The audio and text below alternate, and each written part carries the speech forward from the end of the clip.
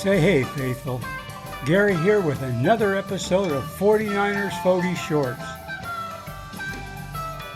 You know, I was watching the last game against the Texans, and I once again had the urge to write down the names, the numbers of the players that I saw as standouts, and put checks by their names each time they did something I thought was worthy.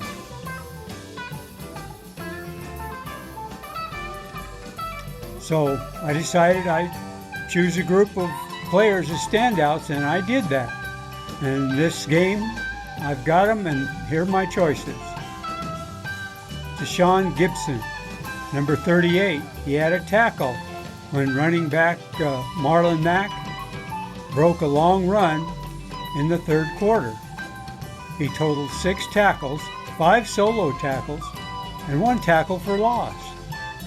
Most likely, too little, too late. Jordan Mason, number 41. The reason he's on this list is his chip blocks on his pass routes. Man, he shoulder blocked those pass rushers and almost knocked them off their feet just about every time he hit them. He had 4 carries for 7 yards, 1.8 average, 8 yards was his longest. He even got a tackle on Sudfield's intercepted pass, and he blocked really well on special teams. If we don't keep the beast, he will end up in Seattle.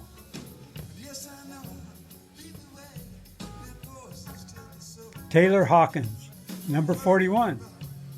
The second time the 41s are at it again. Taylor was very active, taking very good angles.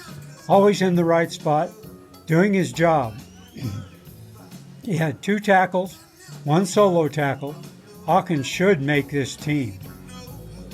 Segun Olubi, number 49. Just give him some time on the field, and he shows what he's capable of. He had 9 tackles, 6 solo tackles. Is there room on this roster for Olubi? Alex Barrett, number 58. He reminds me a lot of Ebubaum. He runs with a high motor consistently and always moving towards the ball. He had 4 tackles, 1 tackle for loss. Alex keeps increasing his value. Dwelley, number 82. Lance Taras on a boot action. Trey tossed the ball over a defensive man's head and allowed Dwelley to keep running after the catch. He had 3 targets for 3 catches, 42 yards, a 14-yard average. His longest was 30 yards. He did have 2 penalties called on him. I did let him go last week, but this is a talented tight end room. Can we keep him? Marcelino McCrary-Ball, number 40.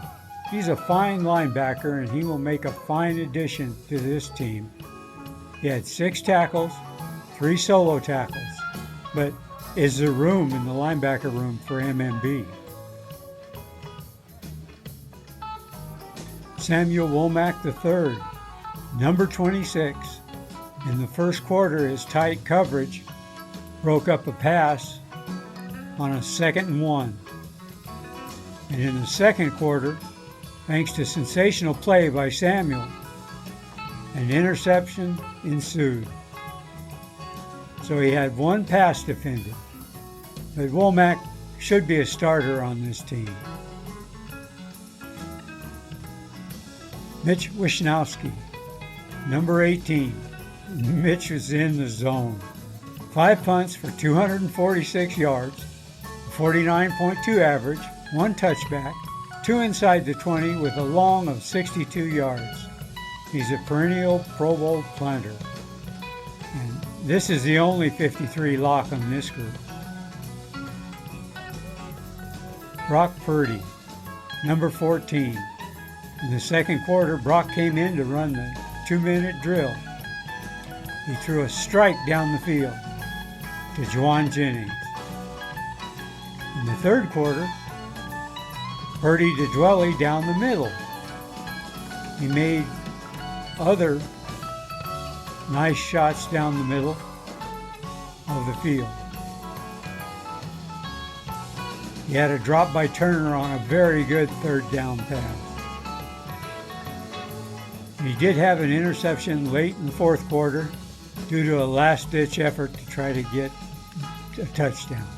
He was 13 for 22 with 182 yards, a 9.1 average, one interception. He was sacked twice. He had a 73.3 quarterback rating. He also had 3 carries for 10 yards with a 3.3 average, with 7 yards being his longest. And he definitely won't make the rounds to be able to get him on the practice squad. He's a better choice than Sudafed.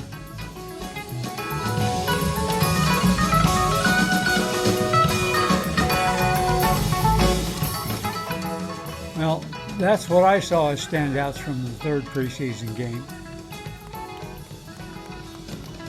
What did you see? Let us know in the comments down below.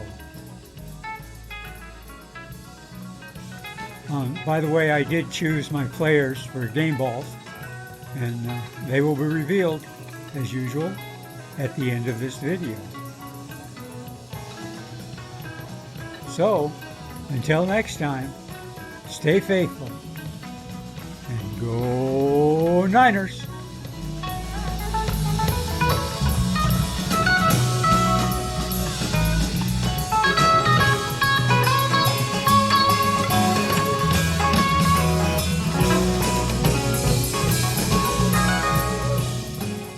Say hey, you made it to the end. Did we do something right or wrong? Did we leave anything out? Let us know in the comments down below. And go Niners!